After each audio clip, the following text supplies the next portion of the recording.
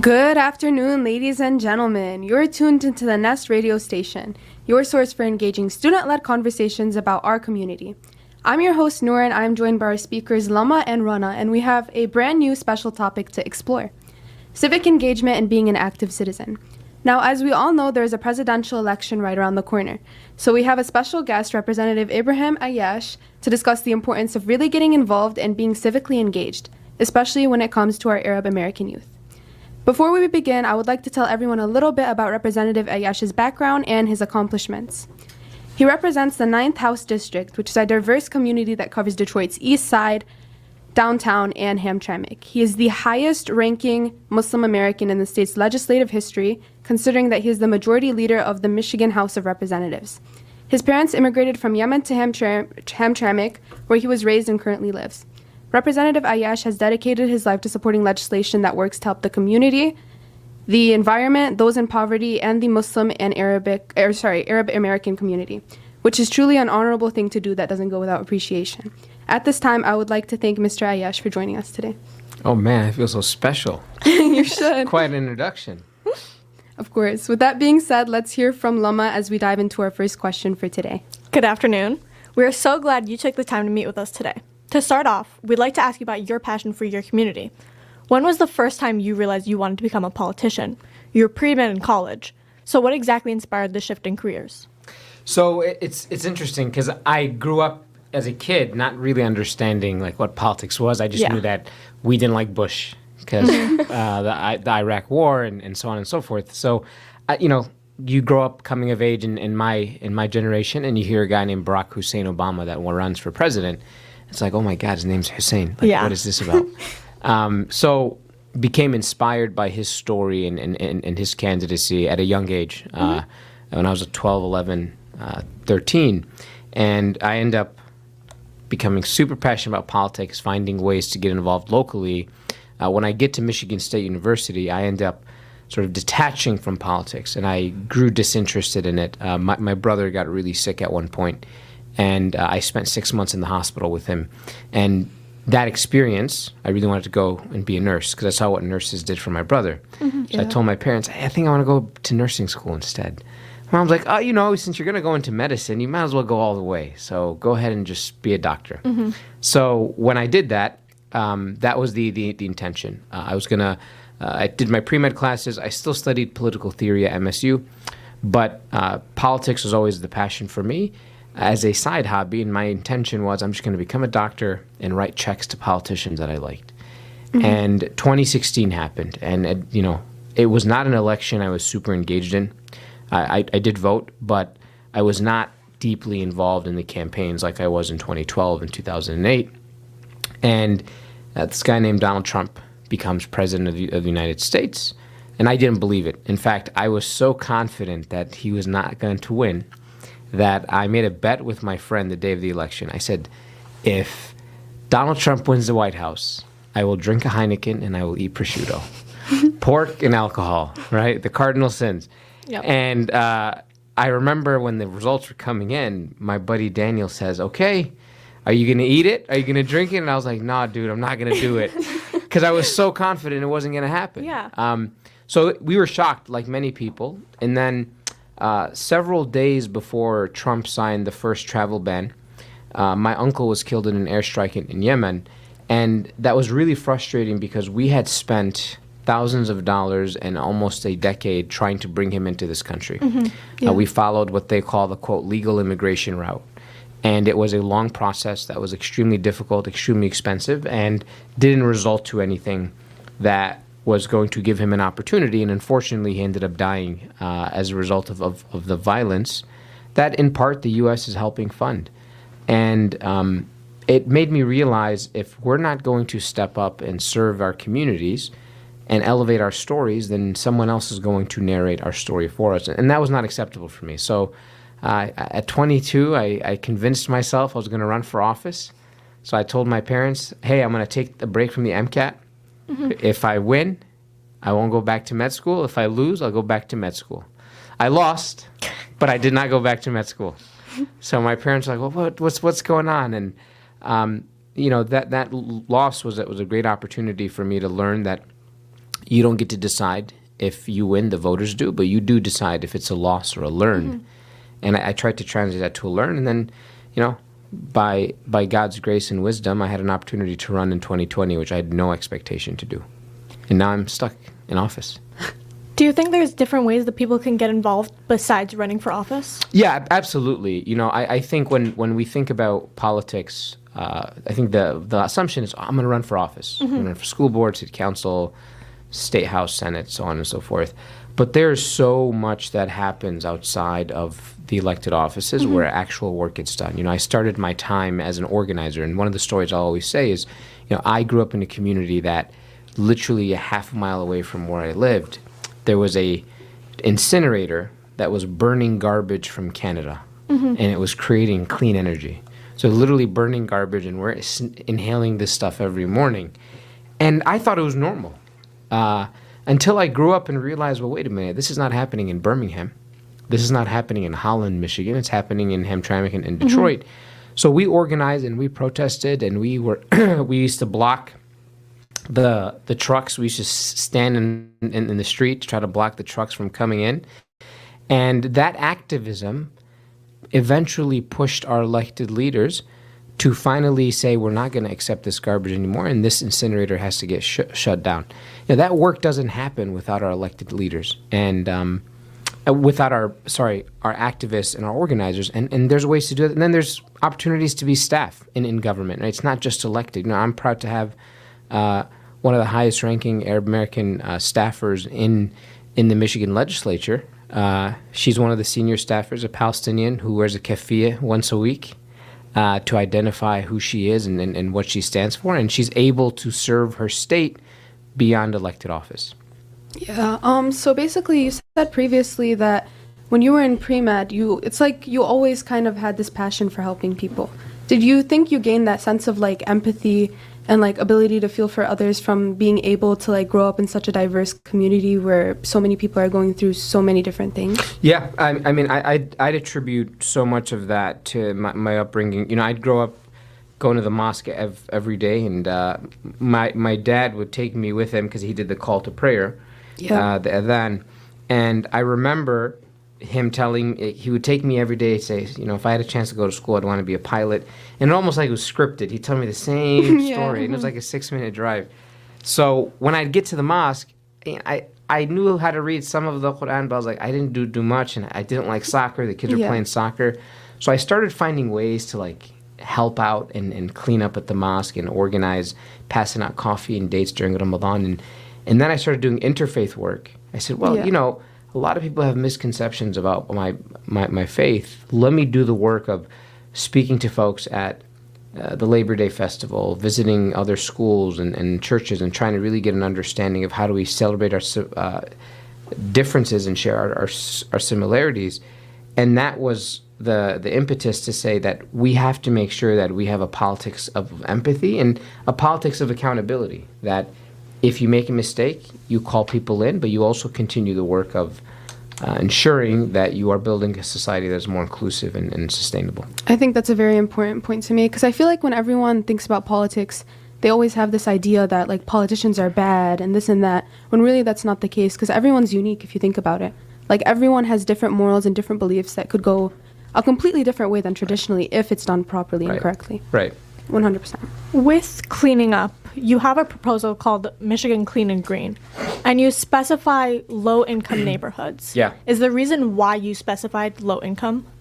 Yeah, absolutely. When you think about where you are seeing the pollution that's happening across our communities, it's usually in places that are a little bit more black, brown, and poorer than the rest of the state.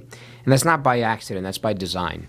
Where we place factories, where we place chemical processing facilities, where we place landfills, where we place, all these types of things that are causing detrimental impacts to people's health, that is a decision a politician and a bureaucrat is making. Someone in government is issuing a permit for those things to be placed where they are. So we have seen this over decades. the pollution that you see in places like 48217, which is Southwest Detroit, Marathon Petroleum. You guys ever drive down I-75 and you see that big Pistons ball? And, that's where Marathon does a lot of their refineries. Sometimes you'll like smell rotten eggs or something stinky when you're driving down the freeway.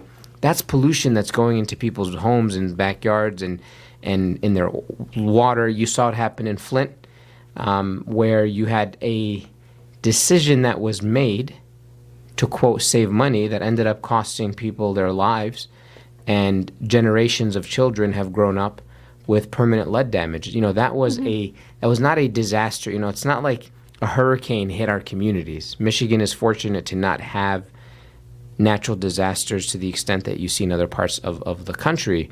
But what we are seeing is active decisions made by politicians that then end up having long-term impacts for people. And it's usually folks that are in poor communities. So I recently, basically I'm studying law right now. Okay. And I recently found this thing. It's called broken windows policing. Okay. And it's this kind of idea that, if you grow up in a certain community where the people are used to like seeing crime a lot and, just being in an unsafe area, then that's going to continue on and on and on until someone does something about it. Do you believe in that kind of theory and concept? It's certainly true that the conditions in which someone grows up in absolutely impacts the trajectory of their future. But on the same token, it is also true that the young kid that grows up in a community that is ridden with crime and poverty, that kid has just as much of a right to dream and have ambition as the kid in the rich suburb. Yeah. And it's you look at all of the things, the determinants of health and future or success. Those are the things that we take for granted. People underestimate how valuable having a clean sidewalk is. I know. In a park for someone to go play in. They don't see the value of street lights.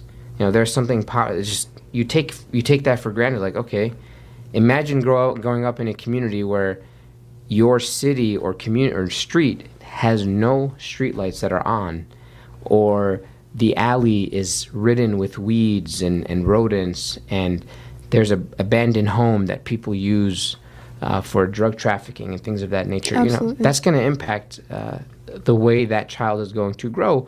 And I sort of look at it similar to like a fruit. You can plant an apple tree in a lush green space, or you can plant it in an area that has a lot of concrete and has a lot of pollution and whatnot. The tree will likely still grow, but it's not going to produce the same type of fruit that it would have if you gave it organic soil and fertilizer-free stuff and all this. I don't know much about gardening, so I'm like making words up here, but there's going to be a huge difference, and I think 100%. that's one thing that politicians and public officials have to be more cognizant of when we're writing policy. It's not just about they're not working hard enough. It's like, well, when you were making like policies and trying to find ways to better the community, was there ever like this like doubt or like kind of like uncertainty about the policies you were making? Because I'm sure when it comes to creating policies in specific, it's really hard to meet everyone's like satisfaction. Yeah, I'll share a story. I had a bill once, and when you introduce a bill in the Michigan House, what you do is you go around and you get signatures from your colleagues to co-sponsor, right? Yes. They're basically like secondary authors to the bill. And it was a simple bill. It was to increase the minimum wage. So I went around to my colleagues and said, hey, do you want to co-sponsor the bill? And I'll never forget this. One of my colleagues asks me, who is this going to piss off? And I was like, what is wrong with you? I got so mad at him. So I took the bill back. I said, what the hell is wrong with you? Excuse my language. And he said, what? I said, why is that the first question you ask when I'm giving you a legislation that can improve someone's quality of life? Why is the question not, who is this going to help? Your first question is, who's this going to make angry? I don't care who's going to make angry, because it's a bill that's going to help someone's life get better.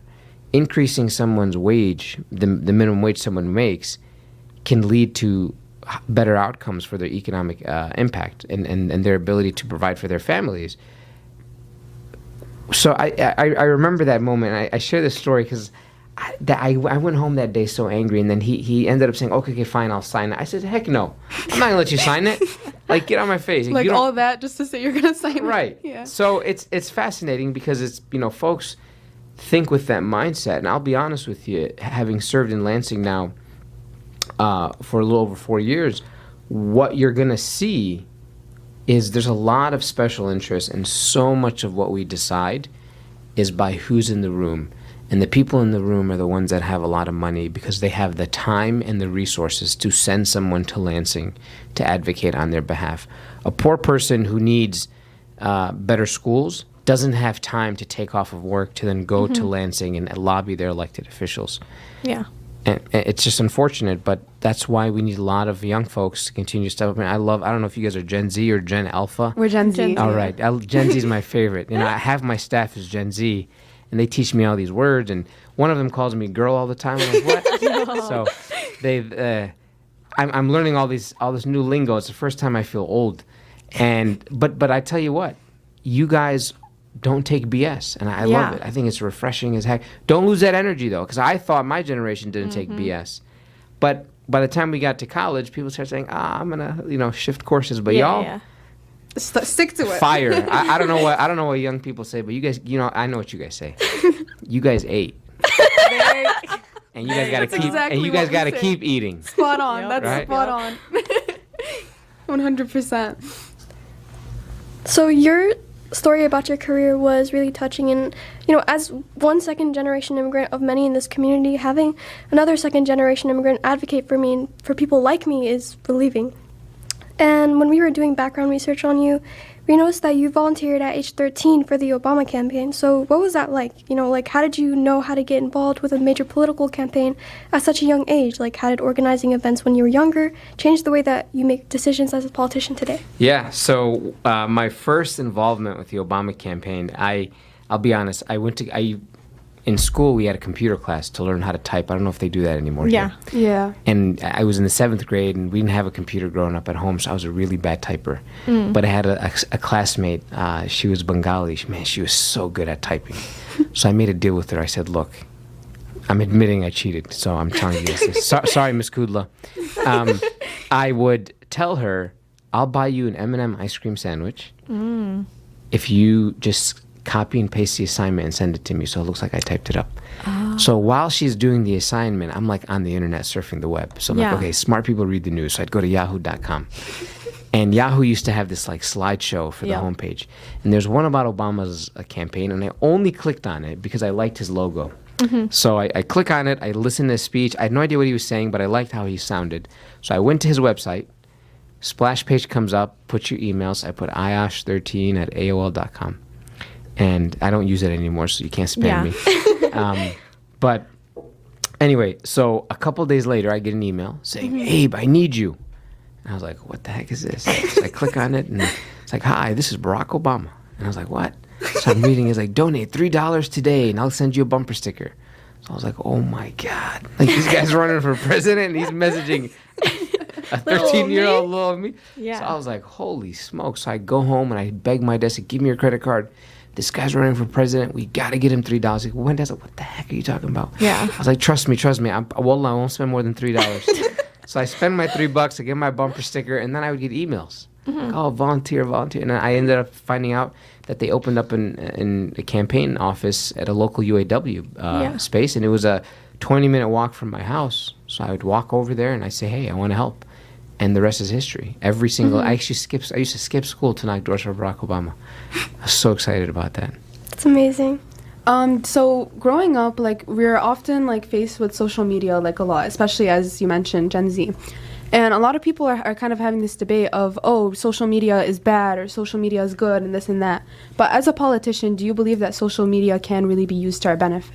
Like, based off of your story?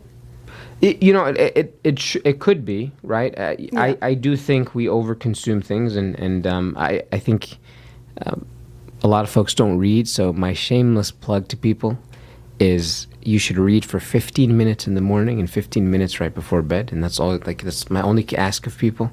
Half hour of the 24 hours of the day, just read for 15 in the morning and 15 in the evening. Yeah. Because I think the short consumption, we are moving quickly to make decisions off of a 2-minute video or a 30-second clip without understanding sort of that life is far more nuanced. It's not black and white, but rather hundreds of shades of gray.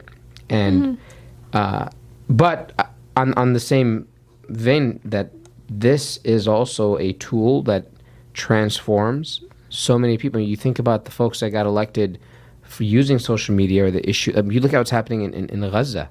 You know, I remember in 2009, I think it was called Operation Protective Edge, where they killed 1,400 people total.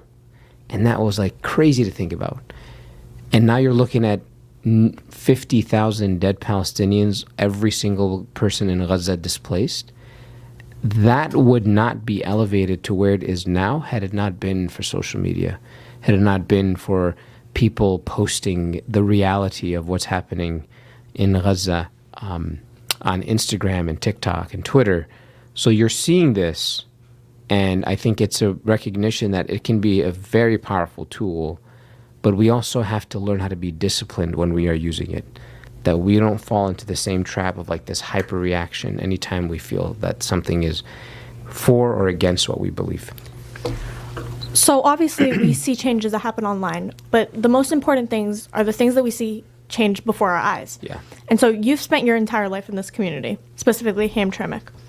What have you seen change and improve throughout your lifetime, and what do you hope to continue to change now that you're in the Michigan House of Representatives? Yeah, so, you know, I'm incredibly grateful to represent Detroit and Hamtramck, and, you know, you see a lot of folks grow up and see their opportunities expanded, and I think about the stories of so many kids that I grew up with who would not have been able, like no other place in the world allows you to have success based on your willingness to put in the sweat equity like you can in America.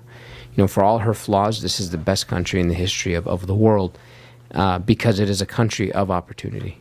But at the same time, I worry because I think folks get comfortable when, and I see this in Dearborn, I see it in Hamtramck, and I see it in other places, when we sort of become an accepted reality of a society, or like we exist, we have to remember that dignifying and respecting those that disagree with us is also critically important. That you can't say, well, this is my value and this is what I believe, therefore what you say and what you believe doesn't make any sense and we're not going to accept it. So I call it the Andrew Tate phenomenon. We have to be better at recognizing it is okay to have a different view, and it's okay to like disagree on a fundamental level, but there's a wisdom in how you approach that. There is a balance that looks at respect and principle and not compromising that, and I think that's something that I would love to see more of, and I'm hopeful that as we grow as a community, we become a more tolerant one over time. And I think we are, again, heading in the right direction, but there's still a lot more work to do. Yeah, no, I think that especially like growing up, a lot of our society is influenced by like, you know, trends and stuff like that. So I believe that it's very important for us to kind of recognize each other's values for what they are, instead of trying to skew them like right or left or just like any of that. Because like each of us in this room, I can guarantee, has a different opinion about many different topics. But like I feel like it's especially important to keep that like, you know, sense of like personalness. Like I don't know how to explain it very well, but it's like we have to stay true to who we are. You know, my dad always tells me you meet people where they're at to get them where you want them to go. And I think you think about that I'll use like a physical example. If I'm talking to you and I'm screaming at you, you can walk farther away and I'll scream louder, but my voice to you becomes lower because you're going farther and farther away. Well, I can scream as loud as I want. Eventually, we're going to be so far apart that you're not going to hear me anymore, no matter how loud I scream. That, I think, is a example and a demonstration of how being able to sit in a room and say, I disagree with you, and engage. And I'm not saying, oh, I disagree, but it's okay. Like I tell my Republican colleagues all the time, I can disagree with you, but I'm never going to excuse the fact that you think kids should go hungry or that we should keep allowing a corporation to pollute. Like, that's not something, oh, we'll just agree to disagree. Like, nah, dude. Like, I'm not going to agree to disagree. That's a terrible thing that you won't change. But the way I'm going to convince people to agree with me and to understand, and I look at the stories of our prophets. You know, in my faith, you look at what, like, Prophet Noah. I mean, for thousands of years, he went around and asked people to listen to the message. His own son rejected his teachings, and it just shows you that you have to have a level of patience and a commitment to community. Like, why are you doing what you're doing? That's always the question you should always ask yourself. Constantly go back and reflect. Like, why am I doing this? No. And not everything we do in life has to have like some hero purpose. I think we like. Is it called main character energy? Is that is that what you say? Yep. You know, I saw a buddy of mine. You said you were into creative work. He did a documentary in Hamtramck, and I was with some friends, and he came by, and I was like, oh, like, I was like joking. I was like, oh, you know, I was a main star in his documentary, and he says to me, yeah, Abe was a secondary character in our film. And I looked at him, I was like, damn, man, I'm a secondary character. But sometimes that's okay, right? Yeah. You don't have to be the main character in every part of life. Yeah. It's the impact that how you treat people, I think, is going to be the marker of whether you're going to be seen as and remembered as a decent person. And to your point, sort of the trends, you got to be very demure. Is it demure? Demure, mindful, I hate classy. that, by the way. That's the word. Like, politicians play. Oh, they're so tacky. Like, every politician is saying, "Oh, we got to be very demure." I was like, "Get out of here, man." You don't even know what the heck that means. Very demure. But we do have to be very demure, I think, in how we approach our engagement with people. But you don't have to say it, you know. Yeah. In a way. It's kind of like an oxymoron. You're demure, but you tell people you're demure. That's that not defeats how it the works. purpose. Yeah. Exactly. Yeah. Besides morals and stuff like that, there's still things that need to be changed. Something as simple as the roads. That has nothing to do with morals. So why exactly are there troubles with passing legislation on that? Oh, where do we start? So just for context, Michigan has been under Republican control in some form or another in the Michigan House, Senate, and the governor's office since Ronald Reagan. We've never had full Democratic control in the Michigan House, Senate, and the governor's office until 2023. So think about that. 1983 to 2023, Republicans have had some government control.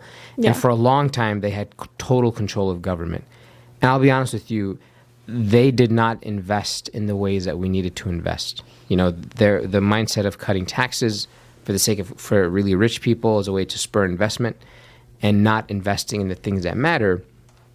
You know, it's almost like someone that does not eat healthy and then all of a sudden they have a heart attack and they think they could just like start eating broccoli and carrots and overnight they're going to get better. Yeah. It's going to take time. And I think in Michigan we've seen a lot of divestment in the things that matter, our infrastructure, our water. You know, everyone talks about the flooding, right? Everyone's basement floods at some point. Yeah. That is because there was a decision that we did not invest properly in our water infrastructure. We did not invest properly in our roads, so on and so forth, schools, and you're now seeing the impacts of that. And there's still time to fix it, but it's going to take some time, right? And that, I think, is also a perspective that we have to continue to focus on, that put things in context. You know, what does Kamala say? You guys Gen Z made fun of her. What has been unburdened? No. That you fell out of a coconut tree? Kind of, yeah. You exist in the context that one. of everything that came before you. You know, exactly, our roads didn't fall out of a coconut tree. Yeah. So that's the thing. Like the context that we're in is certainly linked to what has happened in the past. Yeah, through everything that you've said, you really have been a motivational and inspirational figure to our community. You have set the pathway for all of us to have the courage to get involved, because having courage is definitely not an easy thing to do, especially at our age. But at this time, we are going to take a short commercial break. We will be back. All right.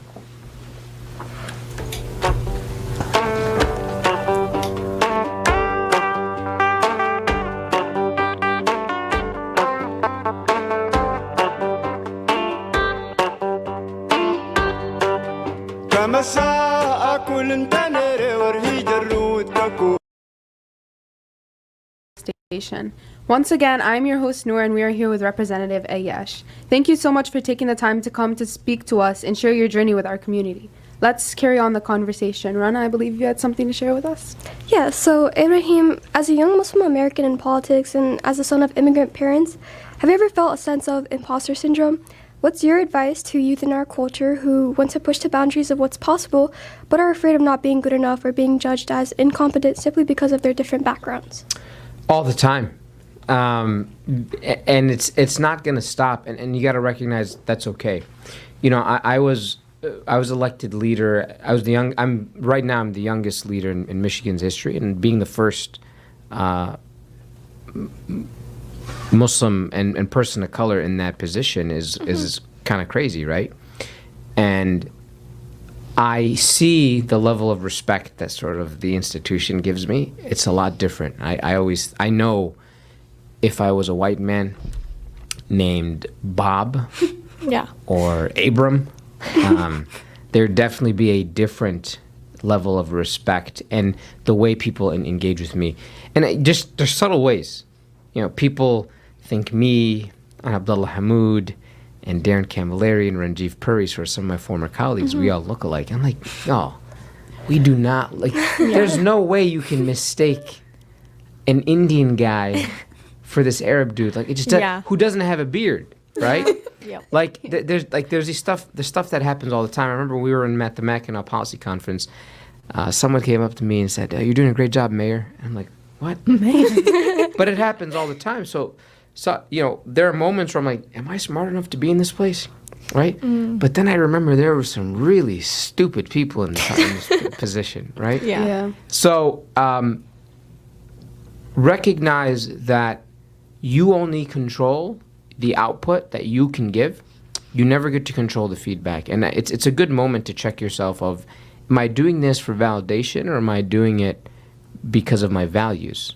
And if you're able to sort of gauge that, then I think you're going to be in a good place. So it's tough to be able to have that mindset, but it's constantly checking yourself and detaching yourself from the work is important. You know, politics is not something I do all the time. I like being a private guy.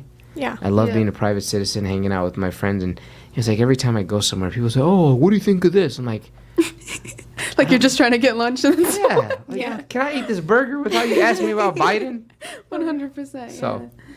But whenever, like, we talk about imposter syndrome, it's not just within, like, a political sphere, like, outside of our community. Yeah. There's a ton of people that feel it within their community, where it's, like, the whole idea of being whitewashed or not being religious enough. Do you think there's different ways that, like, we can tackle that problem, not only within ourselves, but to our community in general? Yeah, you know, I just push back on it. It's like when people try to criticize me for the work I do, or they focus on me, I says, damn, y'all have all this energy to come after me. Yeah. Right?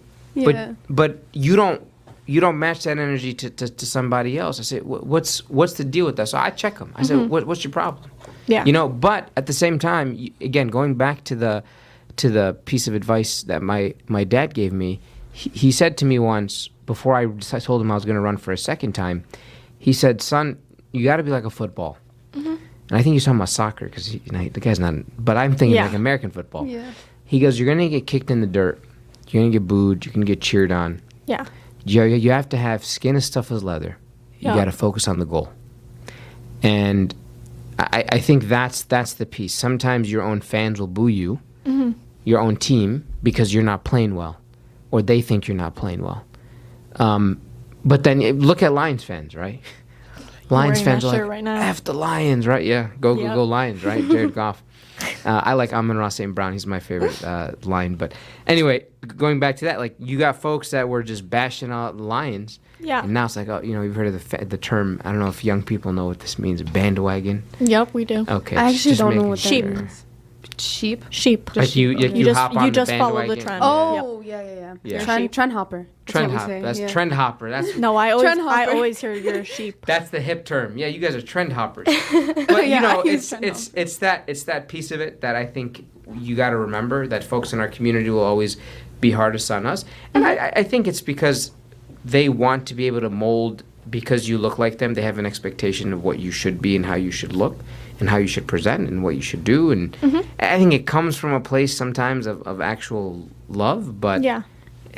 it's like the tough parent that doesn't realize that their tough love is actually having an inverse effect on helping you grow. But, be a football. Be a football. Soccer. Love that. Lama, you wanted to say something, I believe? No? Okay. So thank you so much for sharing your personal experiences with us and your advice on how our generation can be like genuinely influential and can have the ability to make a difference in the community, in a community that's not always sure of what's next. We are close to wrapping up our interview, but I wanted to end on a lighter note. So growing up in Hamtramck, I'm sure you've had some amazing, authentic Yemeni food. Okay. So if one of our listeners were to go to Hamtramck right now, where would you send them for like lunch or for dinner? Without hesitation, to Rimas. I think they have the best hanith in the state. I've actually never heard of that. Sorry, Dearborn. Yes. Oh, Rimas. It's amazing. You should definitely check it out. Great food. The owner's a great guy. Where is it? It's on Joseph Campo across this. If you know where it's a restaurant called Main Street. It's like all the kids used to hang out. It's like right down the street from Main Street. So it's a great restaurant. Better than. I don't want to get in trouble. Because some Yemeni guys are going to call me and say, how dare you say this? I'm like, relax, man. It's okay. Better than That's most, why. better So than I most. tell people all the time, I carry my own coffee cups. Yeah. Yeah. And when I go somewhere and I get coffee from another Yemeni shop, I pour it in just a black cup. So Yeah. it's like, oh, where'd you get it from? I say, it's none of your business. Or maybe, Made are at you being a home. gatekeeper? Are you being a gatekeeper? No, I just don't want to get yelled at by these people because they're like, oh, how come you didn't come to this place? I'm like, relax, Yeah. bro. Yeah. Like, chill. you know? So here's another like easy one. Yeah. So what's like the last song that you can recall listening to that you like really, really enjoyed? Oh, I'm really bad with song titles. Can I pull up my phone and look? Oh my God. Me too. Okay, I'll tell you. I was just listening to this. So Arabic or English? Either one. Both. Let's get one from each. Okay. So Arabic, there is a song I literally just listened to called, I gotta find it on Shazam. Hang on. Shazam is crazy, Shazam. by the way. You guys don't use Shazam? I don't We think use it's Spotify. Yeah. I don't think. No, because Shazam is like you play it or whatever, and it tells you what the song is. Yeah. Yeah. It's crazy. I It's love not it. like Spotify. Oh. No, so I use Apple Music. I know Hey. you young people love No, Spotify. no. But- If you guys want to listen to music, tune into the Nest Radio. Exactly. Exactly. So there you go. So the latest song that I'm listening to is by Hamza Namida. He's an Egyptian artist. The acoustic version of this song. Crazy. It's called Daria Albi. So that's a great song. 10 out of 10. Okay. So I love sappy songs, like heartbreak songs. I love heartbreak songs. Like even like I'll just listen to it and they make me happy. You know? Yeah. It makes you happy to hear It's a about vibe. heartbreak. And then there's a song I just found called Mango. Mango Never heard of that. by me neither. Kamau, Kamau. It's so good. I don't know if we're like gonna get in trouble if we play it, but I was listening to it. I was like, man, I heard it on a YouTube commercial, and I was like, so I stopped the commercial. You know how you skip? I stopped the commercial, got my phone, Shazam. Shazammed it. I'm like, I want this song, and I was like, damn. So it's called Mango, like the fruit, Yeah. Yeah. by Kamau, Kamau. Camus. It's okay for Camus. pronouncing that wrong. It's great. But the one with so there's two versions of the song too. It's the one featuring Adeline. Okay. So it's a great song. 10 out of 10. We It will came out in definitely give that a 2020. listen. That's what Apple Music said to me. You seem But- like you have very interesting music taste. Like So I have- I've never heard of that song. My staff make fun of me because I have like 12 songs in my whole library. That's all I listen to. Oh my God. No. If you looked at So, my like- liked songs, like 2000. So can I say something? I'm not ashamed to say Yeah. trendy songs are totally fine with me. Like if something's trendy, I listen Yeah. to it, right? Yeah. I think it just depends, though. I listen to a lot of Kanye. I It's know I'm not okay. supposed to say that. Beyonce. Oh, Beyonce. Always you hits, what. always Icon, hits. 100%. You know, that song "Break My Soul," I would listen to it when I drive to Lansing. Cause Yeah. I'm like, I'm going to break my soul, right? I'm trying to look through it. Yeah. Oh, you know, Rola and Sabah, like classic No idea what Arab that is. singers. Yeah, I don't know. Fairuz. Fairuz, love Fairuz. Saluni Nas. Fire. Yeah. But Kulthum, people sleep on her. My 'cause- grandma loves Kulthum. because her Yeah. songs Grandma's like, crazy. if you look I'm at serious. her songs She like likes it. 50 Everyone minutes. enjoys it. Yeah, they're Yeah. like 50 minutes long. But there's a song called Ya Aghla Min Ayami. It's just beautiful. Yeah. And her voice is just, that woman's just powerful voice. So she's great. I listen to her all the time. Actually, her song when I fly, I listen to Kulthum. That's like my flight music Yeah. because it's just so. And it lasts long. Yeah. So the 12 songs are like the soundtrack to your life, Yeah, basically. yeah. Oh, and then Nice. there's a song called Transit. Okay. Okay, this is my last one. By Tyra Shanti. Tyra Shanti. I feel like don't I've know heard who of that them, is. but I don't know.